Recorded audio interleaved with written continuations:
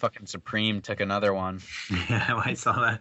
I saw Another that this. soldier has fallen. I saw that today, and it seems especially insidious because It's Daniel Daniel Johnson Johnson. so recently passed away. He is just spinning so rapidly in his grave right now that it just hurts. That one Yeah. just like really genuinely does hurt to see. It's My Bloody Valentine's like, oh, bummer, but like Daniel Johnston, that's like, man, That one feels especially exploitative. Like, really like are taking advantage of this man who is so built on independence, like yeah. minimalism, and just building something out of nothing. And now Supreme is gonna sell his shit for like his logos and shit for like Hundreds of $100 bucks.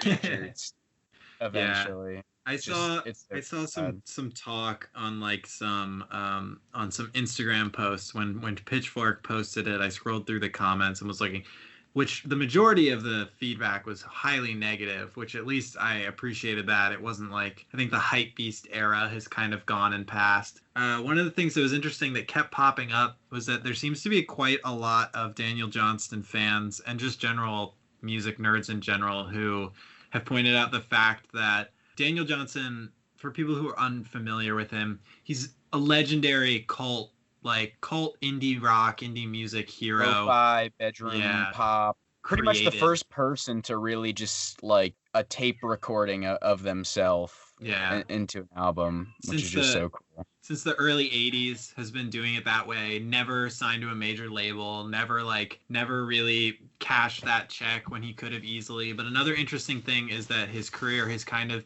had a central theme of him dealing with his own mental illnesses and his own just being very candid in his music and in his interviews and just in his personal life about dealing with severe mental health issues. And so he's really never been like a big spotlight artist. He's always sort of just been a very personal, very small time artist, but with a huge impact. And one of the things that a lot of people were saying is that because of his mental illnesses and because of his lack of wanting to be in the spotlight and lack of ability to really maintain being in the spotlight while he was alive, his family really took over his business, like his music and his art and his image, and really exploited it. Really kind of did a lot of really shady, predatory business deals that like didn't have Daniel Johnson's as a person and as an artist in the best interest. And a lot of people say that like this never would have happened if he was alive. And No it's way. just because he died No way. and he has no more say, that his family is able to like hawk out his art and his images and his iconography out to a company like Supreme to just do whatever they want with it. It's really gross to see someone with a legacy like him and the images that he created be used just as like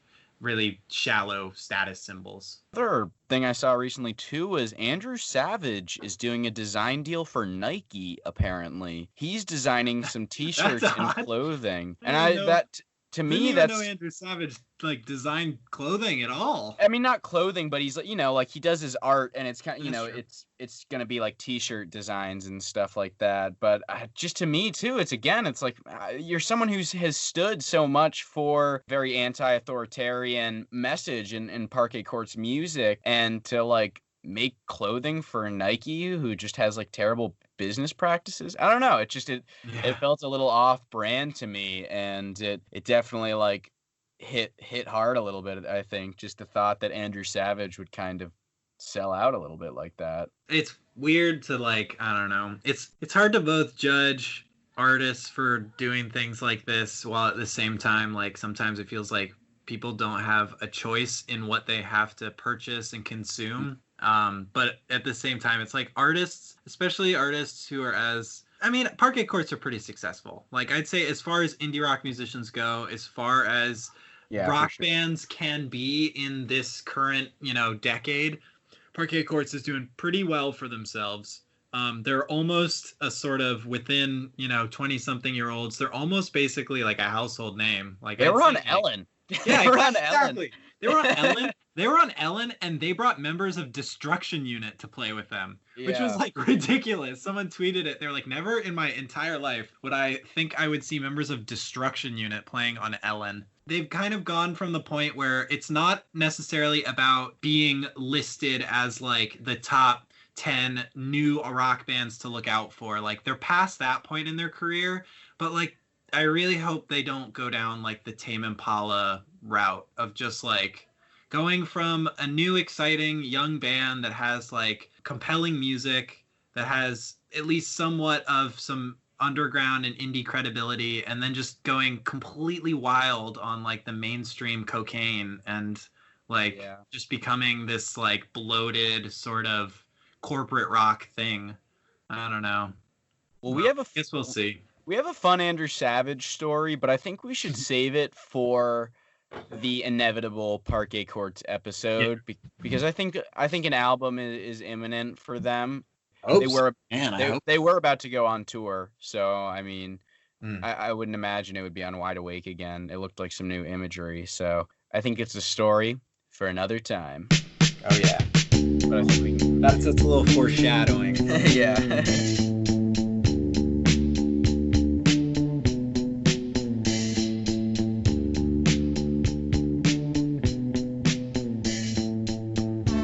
Welcome to Strange Conversations, where rock and roll isn't dead, it's just being bought out by Supreme. Another jab. Gotta get one more in before the episode starts. I'm Austin Kenny. And I'm Dylan Bennett. This week, we have a special double creature feature. 2 albums, 1 episode, double the album, and the same mediocre podcast. 2 albums, 2 hosts, 1 episode.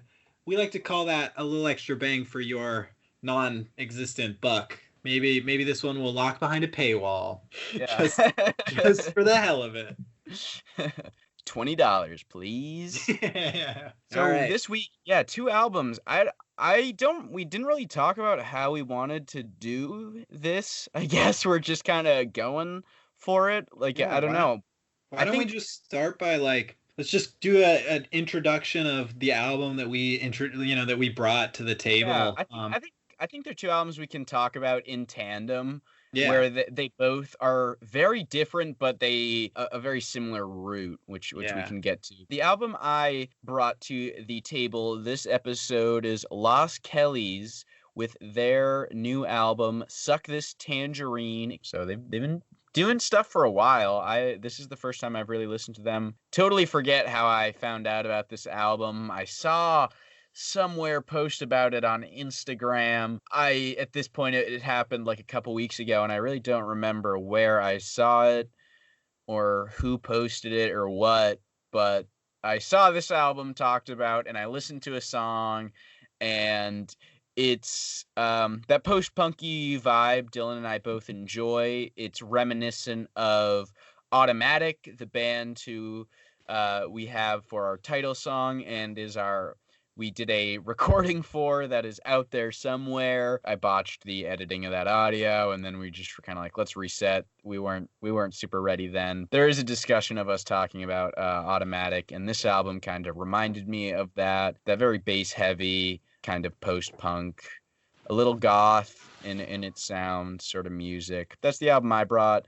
Las Kellies, Suck This Tangerine. Dylan, if you want to give the little base of what you to the table too. And I brought with me the new album, debut album, Caleb Landry Jones, who is probably much better known as an actor than a musician, but he's got quite a dense and impressive debut album called The Mother's Stone, which came out on Sacred Bones, and that's actually how I found out about it. Didn't know this individual aside from recognizing him from Get Out and X-Men First Class. Those are the 2 roles that like he most stood out to me from. But I saw his picture on Instagram, and it was Sacred Bones, and so I was like, oh, hey, I know this guy.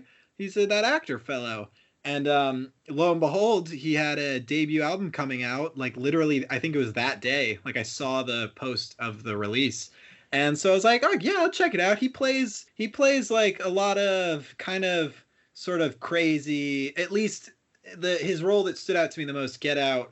He plays the kind of real weird, deranged brother of the crazy white family. And I really liked how like well he did sort of like the deranged. So I was thinking, In Sacred Bones, trust the label, trust their gut. So I was like, maybe this will be some real interesting kind of weird deranged music, and it is an experience. he in Twin Peaks, the return in the man, that was 2017. It's so long ago now. It feels like when it came back, but he was in that as well.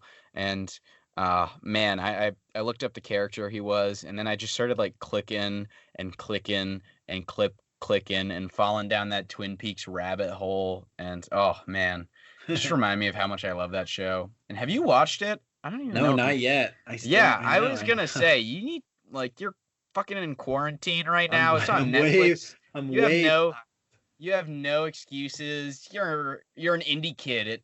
I It's in know. your blood. I know. It should be. Well, speaking of Twin Peaks, one of the really cool things, another Caleb Landry Jones Twin Peaks link that's totally outside of the TV show Twin Peaks, is that I feel like we always have mentioned Sacred Bones like in episodes, how it's a label that we just trust and we like a lot. Yeah, We've we never talked. necessarily gone into some of the personnel on the label. They're a label out of, I believe, Brooklyn, but I'll say New York City just to be broad. But I do want to say like Brooklyn or Williamsburg. I would say they're the general vibe of the label was they started out with a bit more of like a goth electronic sort of heavier synth pop sound, but they've really diversified their roster. And just some of like the highlights for me personally on the label, Amen Dunes, who's a really great just straight up indie rock sort of occasional folk rock artist. Black Marble, who Oh me and yeah, Austin absolutely love, we've just talked really about them. great. Talked Yeah, about before. real great synth pop. John Carpenter, the horror movie director, he releases his music on Sacred Bones. He made all the music for the Halloween series, and I think any film he does, he makes the music for as well. So he releases his own music through Sacred Bones. And doesn't David Lynch too? Yeah, that's right. I was getting there. That was my connection. Spoiler.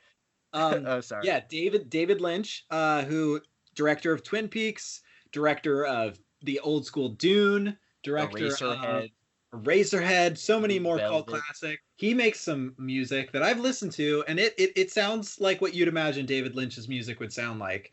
It is eerie and odd and very cool. I would highly recommend checking it out, especially if you're a David Lynch fanatic, like my friend Austin here. I gotta get more into it. I think I gotta watch more Twin Peaks and then go and listen to more David Lynch music You because really do. It makes me a it'll little get me in his upset. mindset. Man, they got Exploded View, which is a personal favorite of mine. Institute, another really great, just like Molchat Doma, which is a band that's kind of been blown up lately, especially among the more goth and synth and darkwave minded people among us. I think of our friend Rob particularly. Molchat Doma is a Belarusian sort of synth pop, post punk, sort of goth wave electro band that is really cool. Listen to the album. I liked it a lot and I tried to get it on vinyl, and apparently every time it gets repressed, it sells out like in a day. And they've repressed it, I think they said 8 times or something like that, and it sells out immediately. So they're like crazy hot, and they seem to have come out of like absolutely nowhere, but they're really cool. I think if you like Black Marble, Austin, I think you should check out Molchat Doma, because they're sort of like if Joy Division met Black Marble's like music palette, but it was more morose like Joy Division, and if it was in Russian. Wow, I'll check that out. Sounds Yeah. cool. Yeah, I wanted to shout out the label that unless there are any more quick bands you wanted to shout out for Sacred Bones, I No, wanted I mean to. I could go on, like there are others, but I Yeah, feel like those are some of the ones that like particularly I love from that album. But yeah, there are other amazing artists on Sacred Bones. yeah. We've mentioned them a lot, so look out for that circle triangle logo. It's a good sign on an album. Yeah. It means you're getting into something good. Yeah, I Uh, do really actually like the way they've started to do it a little less, I've noticed. Actually, I think I might have cracked the code. So, one of the things that's to go back to Sacred Bones, I feel like I'm kind of obsessing. But one of the things that I always found really cool about the record label that really made it stand out to me at first was that it seems like all of the records they put out have the same formatting for the title and the artist and this track listing, and they put it all right on the front of the record, and it's very standardized in a way that's like not intrusive to the album art because there's always different album art, but it is also really cool because you get to see this information laid out in a standardized way that lets you know, oh, this is a Sacred Bones release. And it kind of makes even albums from artists that have very different sounds, it makes them feel related. And I thought it was for all Sacred Bones releases for a little while, but then I realized that some albums started to come out that didn't have that standardized like layout. And I think what I realized is every debut album from an artist on Sacred Bones has that layout, but once they release more than one album on Sacred Bones, they don't have to use that format anymore. Interesting. And so concludes Sacred Boners, where Austin and Sacred Dylan talk about how much they love the Sacred Bones record label. Send us some shit. give us your shit. So Las Kellies, Suck This Tangerine, the other record we're talking about this episode, came out on Fire Records, who I did not know of beforehand as well, but a really solid record label from what I can tell from their website. A couple bands that have released some stuff on here: Guided by Voices, a couple singles. It's the later Guided by Voices singles, which I'm not like particularly a huge fan of, but Guided by Voices is nonetheless a, you know, indie rock legend. And they're on the bracket. Yeah, they are in the bracket, which of course will be talked more about later. Just a great band. It's cool when you see on a record label bands you like. It means you're in a good place to look for new bands. Again, another indie rock legend that has released some stuff. I don't really know. It maybe it was just some repressings or something, but there are some Spacemen 3 records on Fire Records as well. Spacemen 3 are one of the first shoegaze bands, really like the grandfathers of shoegaze. They kind of start that drony sound, just like one singular note for a whole entire song, but using pedals and other sounds to just make one note be so much more than one note. So if you haven't heard absolutely Spacemen, they're impossible to find. Yeah. They're not on Spotify, not on like Apple Music. It's like I think I listened to one song on YouTube, and I think it's like stuff that people have ripped on YouTube, but for some reason I've never seen them in record stores. I have a Spaceman 3 record, and it's a live record that's literally like a bootleg, one note. The whole, I think That's like dope. The first 2 sides are like 2 songs that are like a note. Spacemen 3, they coined the term taking drugs to make music to take drugs to. Yeah, it's one of their album names. It was the name of their album. Yeah. And I mean, they invented space rock in a sense too. You know, they are the first like space rock band. They're just so huge. They are hard to find in a sense. You can listen to their albums on YouTube, but you can also buy their records on the Fire Records website, which I saw, and I was like, ooh, I'm probably gonna have to buy some stuff here. Another band that I don't know if this is their main label or what, but Neutral Milk Hotel was on their website as I believe a band. it's not, but I didn't think so. It could be their Beast, because I think Neutral Milk Hotel's on Merge, right? I really don't know, but they're just listed on the website. You couldn't click on them, so it was just, I don't know. I just thought it was worth a mention. Just so many other bands, too. I'll keep going through. Television Personalities, Black Lips, Lemonheads. Those are really the bands I know mostly that are on the label. There are a couple others. It's a cool label that I'm interested to dive more into after hearing this Las Kellies album, for sure. The one that I saw that I think you would really love that you should check out is the Dream Syndicate. They're a I've heard the name. Yeah, they're an 80s band. I believe, I don't want to say wrong, but I do strongly believe, I feel this feeling in my gut, that they're also from Athens, Georgia, from the same time as REM. I do know that they played a lot of early shows with REM. I actually have a live 4-track 12-inch EP of theirs on vinyl that I got in a record Oh store. man, it doesn't get much more indie than a I know. sentence like I know. what you just said. Live Or 4-track 12-inch. But you'd really like them because they're like REM jangle pop meets shoegaze. Like they have that early sort of shoegaze sound and a little bit of like twee thrown in there, but they also have that really kind of jangly like indie pop sort of post-punky sound of early REM. And they're really cool. I literally got it on a whim because it was used and it was like $6 and I was like, fuck it. Let's see what Dream Syndicate's about. And it's a good purchase. It was a good find. Yeah, it seems like Fire Records, I think, maybe does a lot of repressings for some bands, and that's why some of these names are on here, like Spaceman 3 and Television Personalities and Dream Syndicate, because I know those are all older bands, I'm pretty sure, and even Neutral Milk Hotel, where Guided by Voices even, yeah. I mean, it sounds like they just kind of get these bands on a tail end maybe, but I mean they do have bands who are newer such as Las Kellies, Black Lips. I don't know, those are the two I knew. Yeah, but, I think those are like their newest. Those are the newest bands that I'm familiar with that are on their record. A cool label nonetheless, and I think I'm probably gonna buy a Spaceman 3 record from them. Do it. Strange conversations. These two albums, I think what kind of made us able to do these as a double feature, double EP, split LP, episode, whatever you want to call it, is they're very, very rooted in the 60s kind of sound, both garage 60s music, but taken in totally different directions that makes them super unique pieces, and both really cool 2020 albums that, you know, could really be, you could trick someone.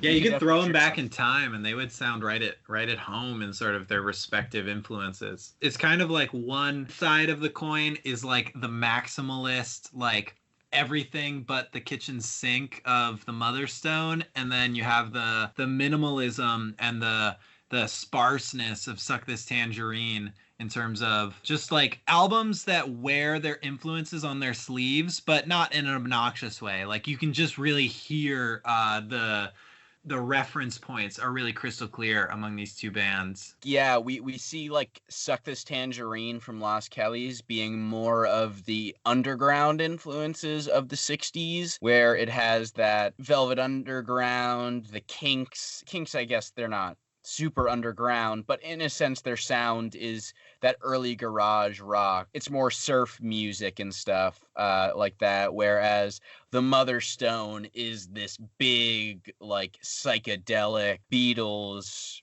romp, like you're in this crazy circus that just is such a wild ride. They're two totally different albums, but like we said, just from the same era in a sense. Listening to the Las Kellies album, I was like so stricken at how it really did like remind me. It was so reminiscent of, I was especially thinking of a lot of the right at the sort of tail end of like British punk, all these really amazing and much more forward-thinking female-led groups started sprouting up. Like it was like the Sex Pistols and the Clash were by like the time 79, 80 came around, they were like mainstay institutions. Like they were no longer these like shocking things. But then you get bands like the Slits, Delta 5, the Au Pairs. Are the Raincoats? Are they the same? When are the Raincoats? Yeah, exactly. The Raincoats,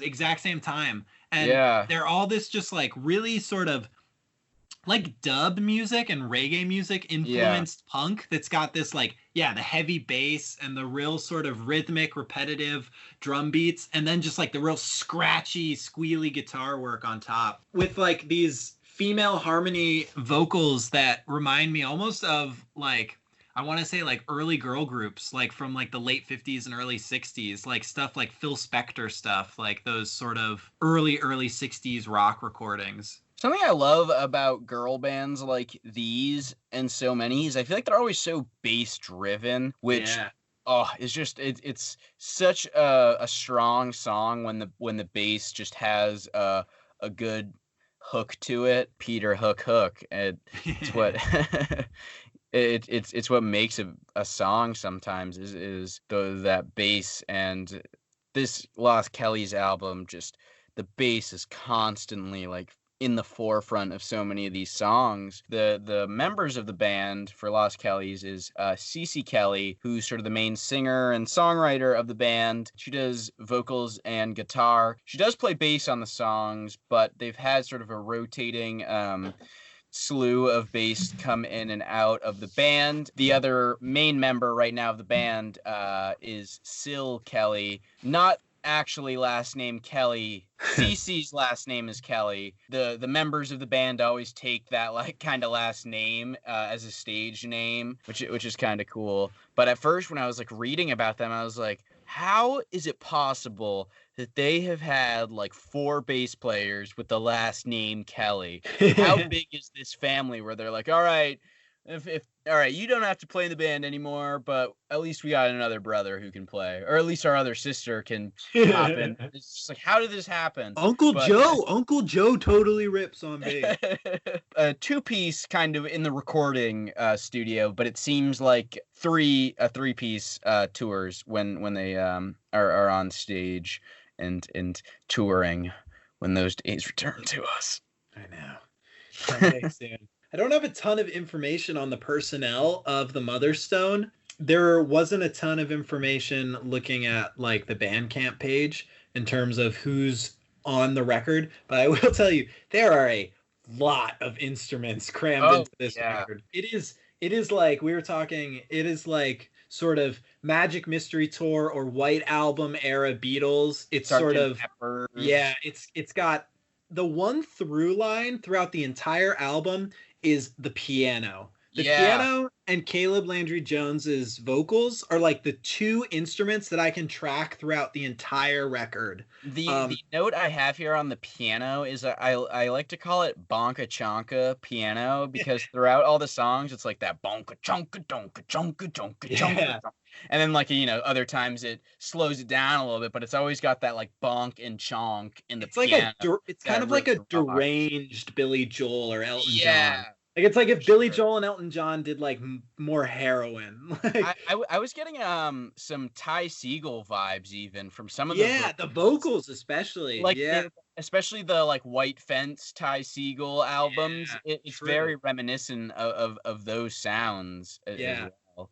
It's a really cool just like mix and mash of things. Yeah, I put this down as an influence because I know a lot of people who are really obsessed with this artist. I've never particularly gotten deep into them and I don't know a ton about them, but I feel like this album is very much influenced by Syd Barrett, who is probably most famous as being the early founding member of Pink Floyd, who went absolutely insane and spent the rest of his short life doing lots of drugs and making absolutely insane psychedelic music. And I think this album has a little bit of that manic energy and especially the instrumental influence. I feel like from what I know, like a lot of those Syd Barrett albums where Pink Floyd went more in the direction of like symphonic electronic music and really reverby psychedelic music, Syd Barrett's music was very like violins and orchestras and pianos and acoustic guitars and like just like nonsensical lyrics and things like that. More sort of a old world sound, like almost kind of like a vaudeville or like sort of like traveling circus music. This album like has in spades. I mean, it really does. As a kind of like critique, I will say that this album has almost like no identifiable like melody that I can think of off the top of my head because it's all so connected. Like every song leads into the next, which leads into the next. Like it really does feel more like watching a crazy movie that has like one long unending soundtrack than it does necessarily feel like a collection of individual songs with like melodic arcs and sort of there's no bridge chorus, you know, verse whatever nonsense. Like this is all just like a meandering, like wandering journey of an album. With something that makes it so fun is in those like meandering moments. I think there are these like quick bursts of Yeah. like song structure, Yeah. like especially in the flat, like the opening track, the Mother's Stone, like all of a sudden in the middle of this, it just like hits this like rockin' like indie rock sounding song all of a sudden. You're like, wait, I just thought I was in like this weird circus. Yeah. And then like you're tossed back into that, and then the song "You're So Wonderful" right after it too is such a fun song, and you kind of get tossed in the wheel and just spin around, and then it like stops, and you're like watching this performance, and then you start spinning and twirling around again, and then you're like stopped at like a different show, and that's just kind of like the experience of this album. There's a lot of really cool payoffs to these long builds in this album where you'll get those moments of just like intense, like explosions of just something new and something different. Two of the ones that I found that like I really, really enjoyed, and I think it was because they come after quite a few songs of like this sense of continual winding through these different songs within songs, was Katya and I Want to Love You. Both sort of kind of I would say bracketing the middle chunk of the albums, Katya being the fourth song in, and I Want to Love You being like the, I don't know, sixth song from the end or so. They both have very big, boisterous choruses, like nestled in the sort of chaotic ramblings of the album. But they really stood out to me as some of the moments gave me that sense of like, oh, like he's going for it. Like this is going to be like the Life on Mars moment of just like, the big like, fighting in the dance hall, like, and they pay off well. Like I really like, for all the times I got lost on this album, I suddenly found myself like going like, oh, when like a big payoff. Yeah, you're just, like, what? You're like, what song am I in right now? Yeah, exactly. Like, but something with this album and Las Kellies too is maybe it's because I haven't listened to them as much as I've listened to the other albums we've talked about. Doing 2 albums, I didn't get to dive into each one as much. I feel like it was harder for me to have identifiable songs with these albums.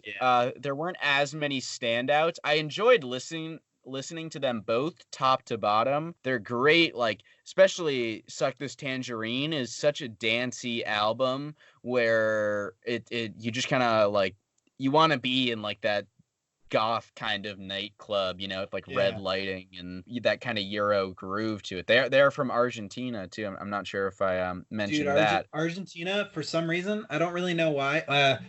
Maybe slightly scary, problematic history reasons why. But Buenos Aires has a really strong link to Berlin. Like there's just a very strong two-way current of immigration to and from Berlin and Buenos Aires. There's a ton of Argentinian people in Berlin, and apparently there's a ton of German people in Buenos Aires. This band is the classic case of like they went to a concert together and decided to make a band as friends. I tried so hard to find the concert, but every like article I clicked on was like, they went to a concert and decided. It's like, come on, give me more. You're not cool enough to know who it is. Like there were 4 people there, and all of them are in Las Kellies now. They're both albums that I agree. I do think it is because these are just 2 totally new artists to me. They're not artists that like I've had months or years of experience listening to like other stuff by them to be able to like nitpick over what I'm hearing. So in a sense, these records, a lot of the songs sound very similar to me. It's not, the repetition isn't something that makes me not enjoy the music I'm listening to. I think that it's like, when I was listening to these to prepare for talking about them, I did find that like repeatedly listening to the whole albums over and over again started to become a little bit of just like my mind getting lost in a lot of the songs sounding the same. And both the albums don't sound anything like each other, but all the songs on each of the albums sound so much like the other songs. But I enjoyed the sounds. Like I genuinely think that both are really cool and intricate like applications of just like different styles of their influences. Totally. It's wild to think that, I mean, the 60s is just such a wild decade where it is, I guess it's the birth of modern music. The 50s plays into it a little bit, but it's still, there's some like cheese on the 50s rock and the 50s stuff. But then like right when you hit the 60s is when what we consider to be modern rock and roll and what has really inspired everything today was really birthed. And these albums just pull from that kind of real 60s root, which is just, I don't even know how to describe it, but I think with the Mother Stone, it's that Beatles sound that keeps them in the 60s, whereas with Las Kellies, it's their garage sound in this kind of Kinks, Velvet Underground, it's that garage California, wherever you want to put it. That's the 60s they come from. Yeah, it's interesting too that like these are both, not to say that these are unoriginal albums for like this decade, but these are two sides of the coin that you see a lot of artists like happily being like drawing from in terms of rock music. There's plenty of current bands that I could name that sound like the Las Kellies record or that sound like the Mother Stone record. And that's not to take away from the unique qualities of both albums, but I do think that it shows that the synthesis of these different artists have really created like a sort of second wave for both this kind of garagey post-punk sort of music and also this sort of like maximalist weirdo psych rock. Like I was thinking when I was listening to the Mother Stone, I was like, this so much reminds me of Foxygen and also Sufjan Stevens when he's going a little less in the folk direction, but when he's going more towards like the really big orchestrated stuff, especially like I was thinking like Illinois, like that album has some moments on it that really reminded me of this album. I have a wait. I have a really important question. Is it Sufjan or Sufjan? I think it is Sufjan. I think I said Sufjan because I'm an idiot, but it's something that's plagued me for years. I've never gotten to the bottom of it, but it's an interesting name. It's probably Sufjan. Okay. Just sorry. I was curious because it's something I kind of always like try to mutter saying the name, so I don't. So it's like kind of an either or. Like, oh yeah, like Sufjan Stevens. Yeah. Harry and Lowell by Sufjan Stevens. Oh yeah. Illinois. Like you just got to say the album names, and that's enough. And you could just say Sufjan Stevens. Yeah, people go, oh yeah, and then they say it for you, and then you know what they think it is. So you just go with that. Got to cater to your audience. Oh yeah, playing the chumps. Oh man, we've been talking about this album for a lot longer than these two albums than I expected. Do you have any other quick things you want to throw in, or do you want to jump to a break now, or what are you feeling? I mean, I think we could jump to a break. I think these two albums are giving us a lot to talk about. I'm ready to dive off the deep end into something else. Yeah, just take a quick breath. Just let the people know, of course, the beautiful cinematic universe that we've built here, that everyone wants to learn about. All the sidelines, the side characters, all the side plots. We're about to tell you everything. They're about to meet their daddy Thanos.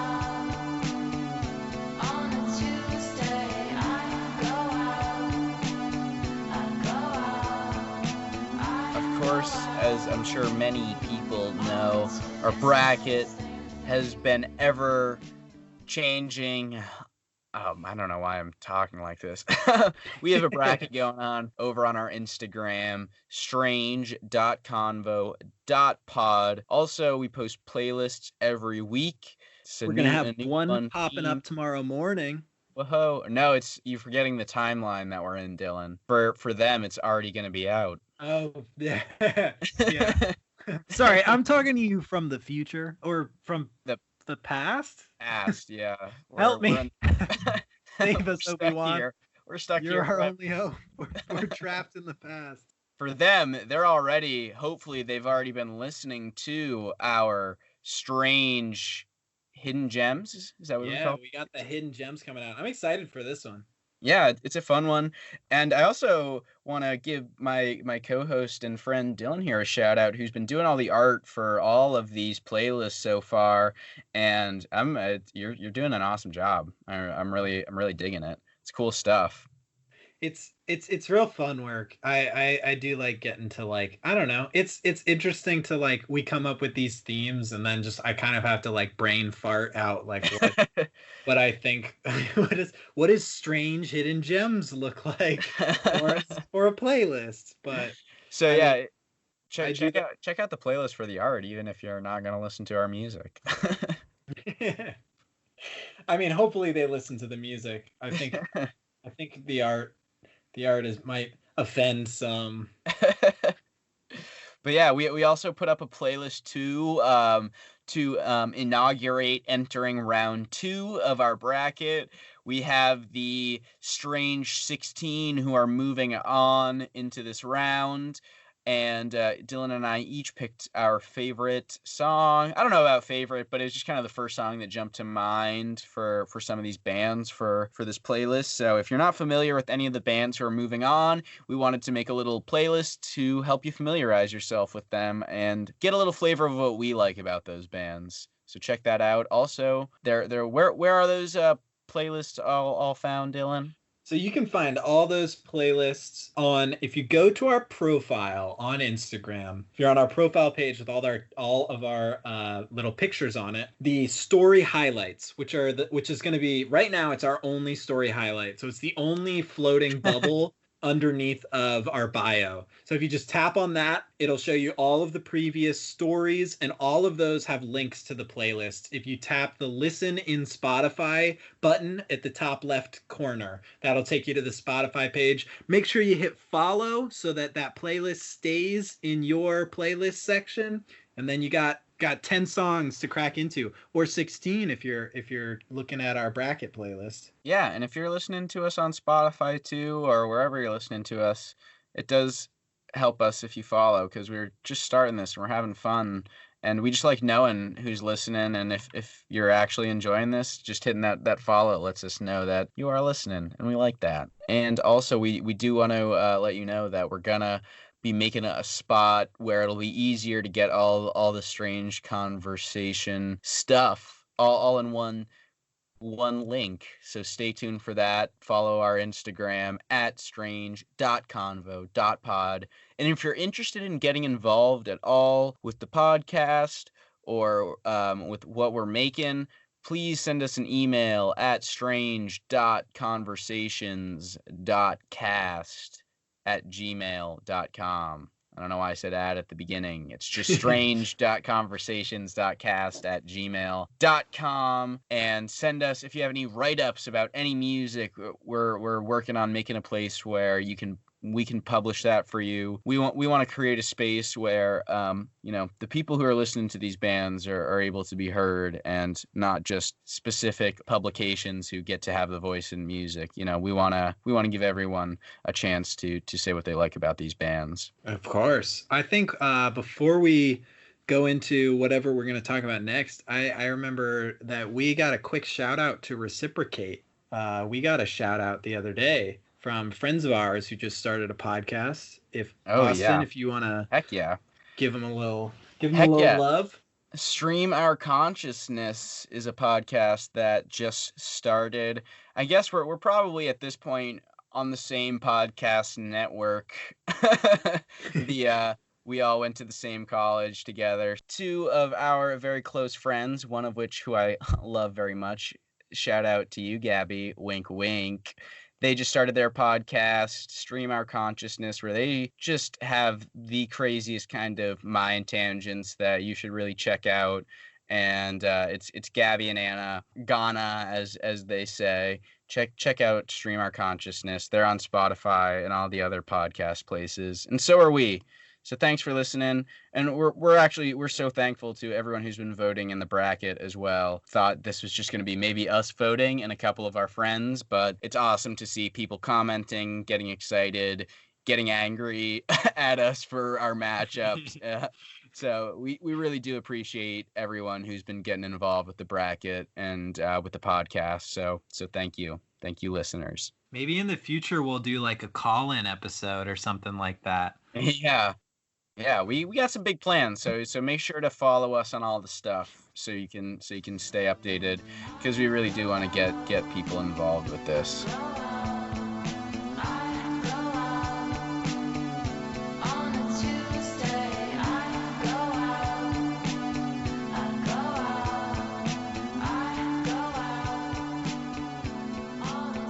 All right, Dylan. You know us. You know we love the boys and the girls battling it out, going up against each other in the big indie bracket. all those bands fighting it out, fist to fist, amp to amp. It's bracket talk. It's bracket talk. This week on ESPN, we talk the Sweet 16. With the bracket's been winding down. We have at winding down. We still have 16 people on the bracket. Yeah. I mean, at this point, getting through the first round is winding down. So right now, the band's moving forward. At this point, I don't know. Whenever you're listening to this, who knows what timeline you're in? But at least in the timeline that we are in, the current bands duking it out are The Cure versus Radiohead, Depeche Mode versus New Order, Yola Tango versus My Bloody Valentine, Stereolab versus Sonic Youth, Pavement versus The Replacements, The Smiths versus Beat Happening, The B-52s versus Fugazi, and Guided by Voices versus Built to Spill. Who will win? Find out in a couple days. Dylan, are there any big upsets for you in the first round? Anyone who you're sad to see go? Yeah. Oh my God. I mean, I think there's one round that we're both real butthurt about.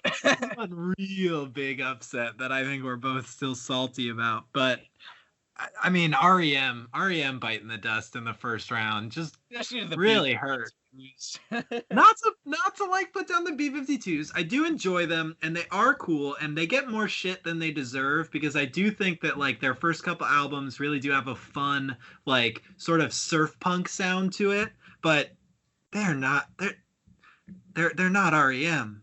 They're just not. I mean, it's REM. It's okay, you know. I think we will be able to do an REM episode. It's our own damn podcast. We can do what we fucking want. So we're gonna do an REM episode at some point, whether you like it or not. Even if you don't like them, we love them. We'll make you love them. So that was definitely, I think that was a tough one to see go. Another one I was pretty bummed about was Jesus and Mary Chain. Yeah. It's not super surprising, honestly. They're up against Depeche Mode, and I really forget that Depeche Mode is so huge. I'm not a huge Depeche Mode fan myself, but they really are just like such a ginormous band. They're pretty big in Europe, mate. Yeah, they're those people love their sad synth boys. People love it. We know quite a few sad synth boys, and they've been swinging those votes. I notice the votes. Are you saying that there are some sad synth boy trolls happening? There are a couple. I've noticed every bracket vote, every vote that I have been nervous about the direction it's going in. I've noticed that the sad synth boy trolls, and you know who you are, have been voting against our interests. And it feels personal. Are there any other boys or girls you were sad to see go? This might not to be controversial, but I honestly was really bummed that the Pixies lost to My Bloody Valentine. I wasn't. I I love My Bloody Valentine. I really do. But I think that My Bloody Valentine has 5 great songs and then a ton of other songs that sound exactly the same. Whereas I think the Pixies just have like 20 great songs. Like, you know, you don't have to listen to the Pixies after Debase, after Doolittle. Like, but all of Doolittle and all of Surfer Rosa is just phenomenal. It's just fantastic. But I think there's something to be said about My Bloody Valentine with the catalog that they have. I think it's such a tight, amazing catalog where the Pixies kind of drag on a bit. And I mean, not to say I don't like the Pixies, I do like them, but I genuinely thought the Pixies were going to come out on top that round. So I was surprised and happy to see My Bloody Valentine make it through to another. And I mean, it'll be interesting to see them up against Yo La Tango. I could see them beating Yo La Tango. That, like, you know, a lot of these rounds we're up to a point where the first round, I knew a lot of what was going to happen. I think there were some where I was like, sorry, but I don't think there's much of a chance in this one. But I think we're hitting a point where there's going to be some more surprises. Dude, all I know is that don't discredit My Bloody Valentine because they got the hype beast vote. No, yeah, for sure. Dude, the Supreme Lords are gonna come through for My Bloody Valentine. Hashtag MBV gets the hype beast now. Yeah. Yeah. So do we want to do some, like, maybe some bold predictions? Yeah. Well, I would just wanted to say too. I was. At this point, too, we can say I think The Cure. Yeah, The Cure is gone. The Cure lost to Radiohead, which I was very sad to see. That's pretty rough. I mean, I know Radiohead is Radiohead, and like there's so many people that just know, like, they've heard the words Radiohead. Yeah. They know Creep and like maybe Karma Police, but it is a. I honestly think part of me thinks Radiohead could win on name recognition alone. I mean, not name recognition alone. Not to denounce any of their musical achievements, but I mean, I would not be surprised if Radiohead really went all the way. They are a band that a lot of people would cite as their favorites. I mean, a lot are on here, but the Radiohead fandom is one that I think is really crazy, and they are all over the internet. And I don't know. They're all over everywhere. Yeah, I could really see Radiohead making it all the way in this. I don't want to create a rift here, but if I'm being honest, and this is where I'm going to sound like a real pretentious ass, but I voted for Radiohead because when I really got down to thinking about it, this was a hard vote. When I really got down to thinking about it, both artists have really big discographies that are very good, but I like more of all of Radiohead's music than I like of all of The Cure's music. See, I only like one Radiohead album, really. You know, it grows on you like a parasite. You gotta give it time. I've been told that so many times, and I just at this point I'm not. I've tried to listen to Kid A and the other ones, but I love In Rainbows. I think In Rainbows is a really beautiful album. So if a Radiohead victory happens, I will not be sad. I would love to talk about Radiohead. They are a good band, but I don't know. I want my Pavey boys to go. My pavement sons. They're the boys I'm rooting for. Yeah, I mean, I think I don't want to put down the Replacements, but I just think that I think the Replacements and Guided by Voices both suffer from, like, they're great, amazing artists that somehow have, like, legions of just, like, kind of lame dads as fans. Like, yeah. but they shouldn't. Like, well, they should have those fans. Like, they're, lame dads are actually cool dads. Like everyone knows that. But it seems like the replacements and Guided by Voices have become like the new Steely Dan or like something like that. Like it's like sort of like dirtbag dad rock. Yeah, the replacements are your dad's slacker rock, whereas Pavement is it's for the young cool kids, you know? Pavement's for the boys. Yeah. Another band too I really could see going all the way. And it does pain me to say it so, but I could see the Smiths. I could see the Smiths pulling it out all the way. They're another band that is just so enormously huge. Like people just love the Smiths, and I could really see that swinging, especially with these sad boy synth girls we got. Don't forget the sad girls. The sad girls love the Smiths too. One thing that I'm interested to see how it plays out is what I've noticed in our comments on all the brackets so far is we have this like diehard group of like Fugazi fanatics. Yeah, Fugazi who on every post are always commenting like Fugazi has got this. Like Fugazi's gonna like murder this bracket. And I'm tentative to see, because if Fugazi loses to B-52s, I feel like it will be swift and controversial justice. Yeah, we might lose like half of our followers. Yeah. We might have more Fugazi fans supporting us than we know. Yeah. We gotta go in and fudge the numbers. They're the lifeblood of this bracket. Yeah. Oh man. Are there any other bands bracket talk wise you're rooting for? Actually, I don't go for it. I can't see them winning. Like I really don't think they would, but I think it would really just make my heart feel full if Sonic Youth won.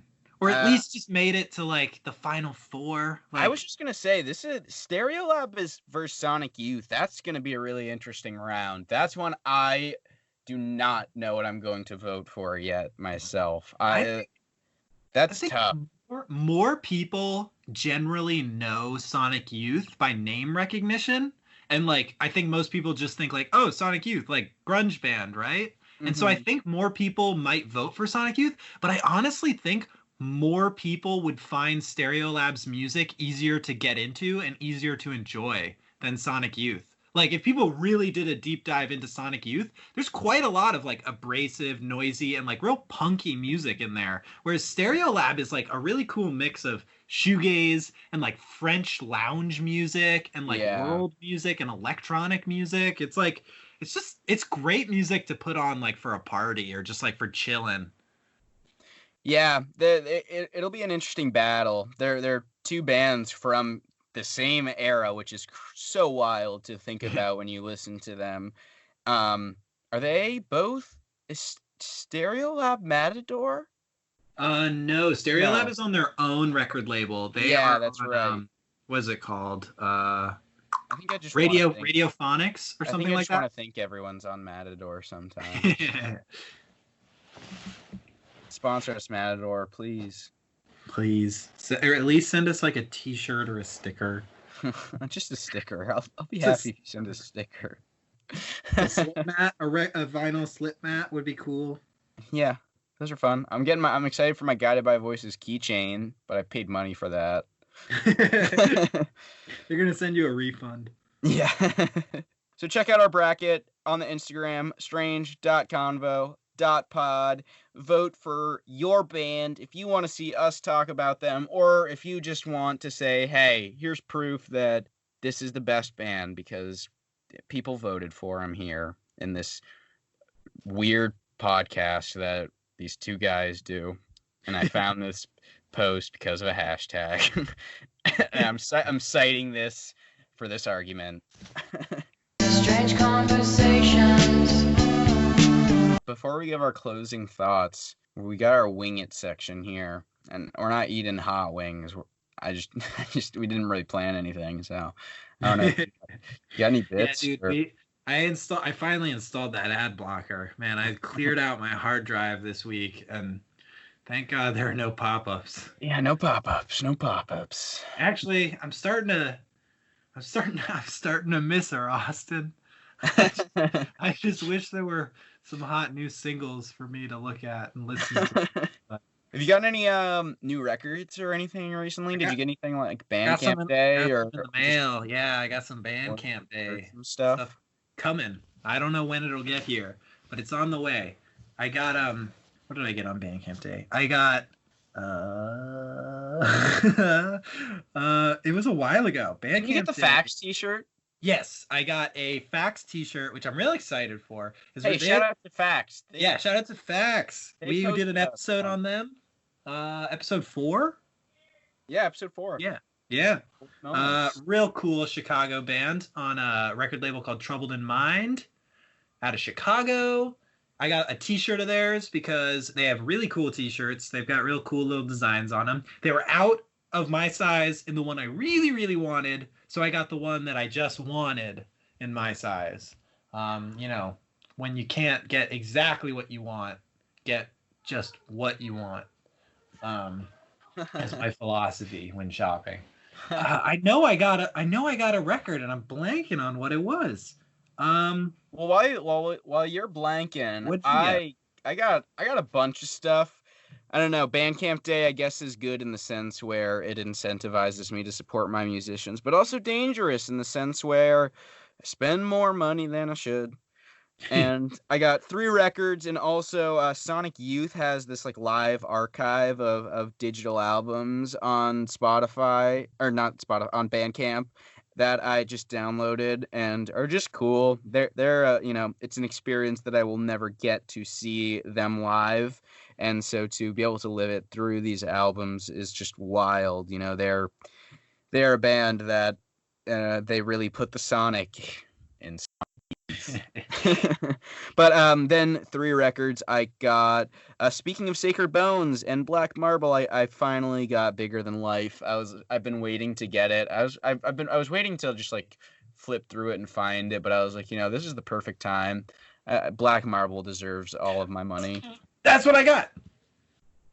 You got the first Black Marble, right? Yeah. There you go. That's tripping crazy. my we're sending telepathic waves to each other on Bandcamp Day. Wow, crazy. Black Marble, we love you, and we bought your music, and we wanted you to have all of our money, and Let us interview you.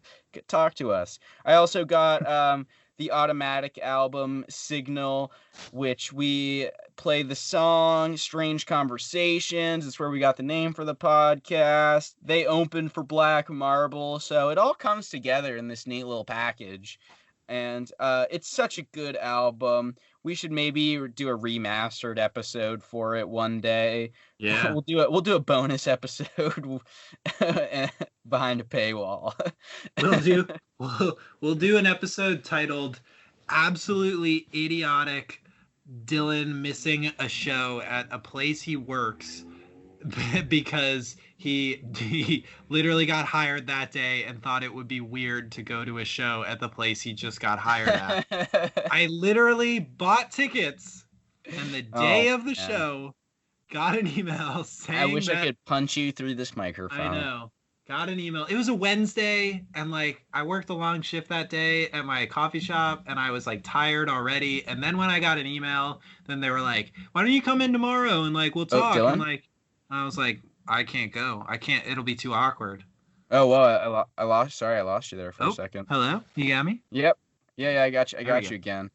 But Yeah, you missed the show, man. You just missed a the real show. butthead move. Never don't go to a show because of social awkwardness, or you feel like something might be awkward, or like you don't want to see someone there, or like, you know, you never know when live music is suddenly and sadly just gonna stop and go away Gonna for be an ripped away from you. determined amount of time. Always go to the show, even if your ex is going to be there, even if people that you haven't responded to their texts are going to be there, even if someone who just gave you a job and you haven't responded to the email saying thank you yet is going to be there.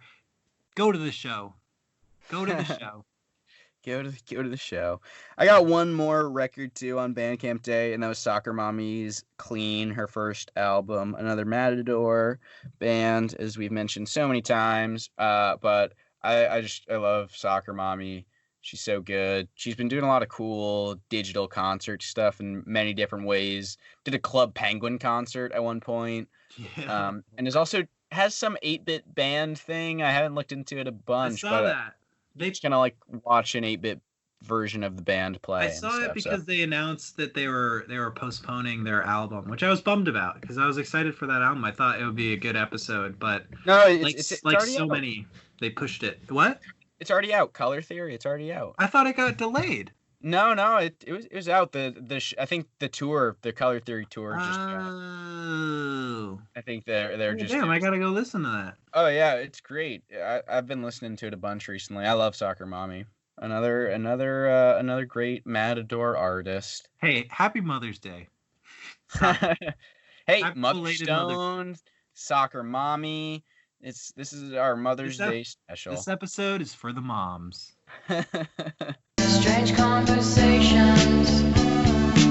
All right, I think we're about getting to that time where we should bring in our final thoughts on our double creature feature. Lots of album talk, the Tangerines, the Mothers, the Stones. Are you listening to both? You listening to one? What's your final thoughts on these two albums? I think if I'm being honest with myself, I'll probably listen to songs off of Suck This Tangerine more often because I can see them fitting in on. I got a pretty extensive and long post-punk playlist that's just like anything and everything post-punk, and I added a couple of songs from the album to that playlist. So I could see those coming up every once in a while. The Motherstone is such an interesting album. It's so experiential that like I feel like the next time I want to really listen to it, not that it's a chore to listen to, but like I really want to just like get high with like my friends and like put that album on and just like listen to it all the way through. Like it's not really an album that like works well as like just listen to this song or just this song or just that one. Like it is really this thing that's like it's like a movie as an album. Yeah, it is a really wild experience. But weirdly enough, I see myself wanting to I feel more of a connection to the Motherstone after listening to these albums, where I want to dive more into the Motherstone. Whereas Suck This Tangerine, I like, but there weren't a lot of songs that I was like super, super crazy into. I think I will, like you said, maybe pull a couple tracks from it as I listen to it a little bit more. But I don't know, it didn't interest me as much as the Motherstone. It something about the Motherstone I think had much more of a personality than Suck This Tangerine.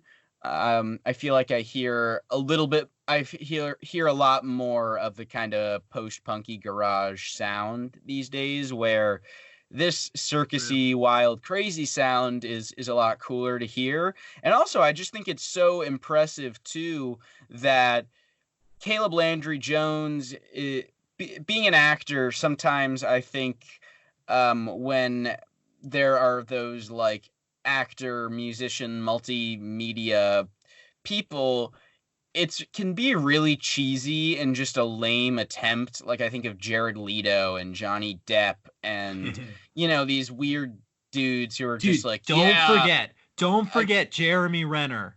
Yo, yeah. His music saved my life. Just all these actors who are just kind of using their platform to launch as a music artist from there. It's just a really lame attempt where you did mention it to me before I listened to it, but I totally forgot. And then when I was getting ready for the episode again, I found that and I was like, oh, whoa, he's an actor too? That's just really genuinely impressive that this is such a unique piece. It doesn't really feel like a forced album. It feels like he has wanted to make music, and these aren't songs that you just like sit down and write. He composed these songs. They really are so so intricate and wild, where it's impressive to see.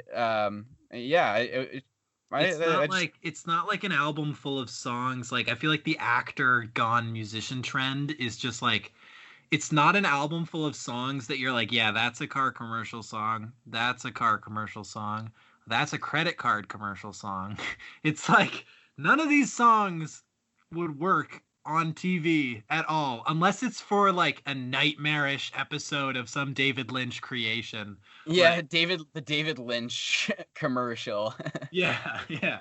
I could really see like David Lynch doing something for this. He's I believe I read in a bio for Caleb Landry Jones that he first made music for I can't remember what he was in, but it was either a movie or it was like a short film that he made the music for as well. And so that was like his first taste of like actually getting like to create music for something. And then I think that just like convinced him. He's like, got to do an album. And I did like Las Kellies, Suck This Tangerine, but it didn't interest me as much as the Mother Stone did. I feel like we did end up talking about it maybe a little bit more and had a lot more to say about it than Suck This Tangerine, because I don't. But at the same time, you're right. Where Suck This Tangerine is something I would just put on at like a party, where I wouldn't put the Mother Stone on at a party. You know, people would be like, what unless the you're fuck secretly about to kill everyone at the yeah, party. unless I like laced every cup with like acid, and I'm like, everyone get ready. Like, what? What's happening? So yeah, that's been our double feature episode this week on Strange Conversation. Dylan, any final thoughts? Yeah, I think we should wrap this album up with just giving a big old heartfelt rest in peace to Little Richard. I thought we would maybe find an easier way to squeeze it in talking about the Mother Stone, but I also didn't want to make the mood suddenly go a little dour. But totally monumental figure in rock and roll in terms of just laying down an influence and a style and an aesthetic and a character. And the world is definitely a little less magical without him. But, yeah, you know, really like putting the electric into the guitar solo, I think, like making it not just a gentle interlude in the song, but making it just this loud biting thing that comes out at you. Putting the rock and the roll in the rock and roll. R.I.P. Little Richard. Thanks again to everybody who has been voting in the bracket. Thanks for listening. Thanks for following. Thank you. And suck this tangerine, you Mother Stones. really rolls off the tongue. All right. It's another one.